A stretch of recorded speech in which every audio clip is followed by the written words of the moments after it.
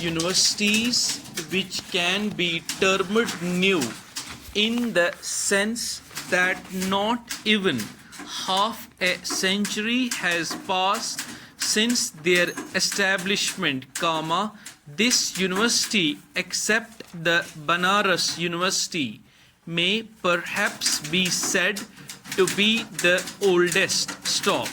But it was only a little time ago that it assumed its present form, and from that point of view, it may be said to be the youngest of the new universities. Naturally, its traditions have not yet become so rich as to make it difficult for it to move in any direction it chooses for itself. I, therefore, expect it to maintain a system of education which would enable it to fulfill all the purposes which education has in the life of man. I have observed on several occasions and at several places previously that our present educational system, whether of the primary or secondary schools or of the universities, does not seem to be fulfilling those purposes, and that, at any rate, it is not fulfilling those objectives in a balanced way. With your permission, I would like to say a few words about this question today. In my view, the objectives of education are 3, 2 of which relate more or less to the life of the individual as such, while the third is concerned with his collective life. Its first objective is to enhance the power and capacity of reason of the individual given to him by God. It is true that reason is a gift made by nature or God to man at the time of his birth.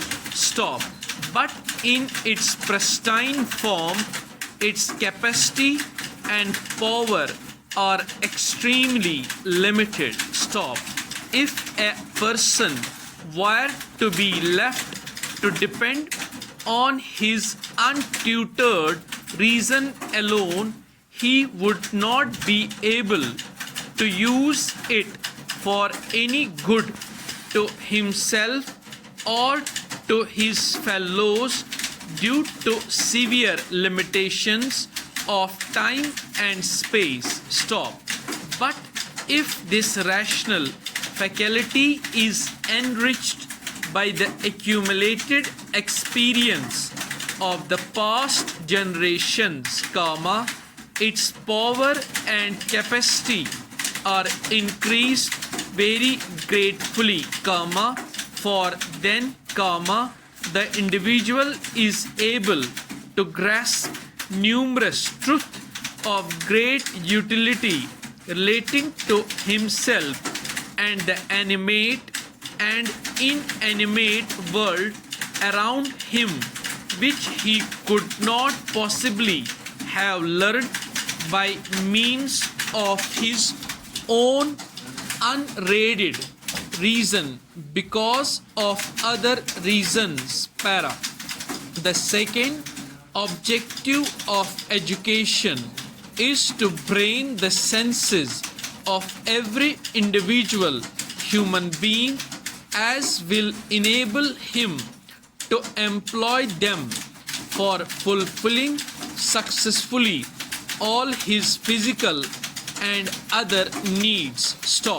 while knowledge is, no doubt, essential for a proper employment of these organs, their practical training is also necessary for the same purpose. Stop.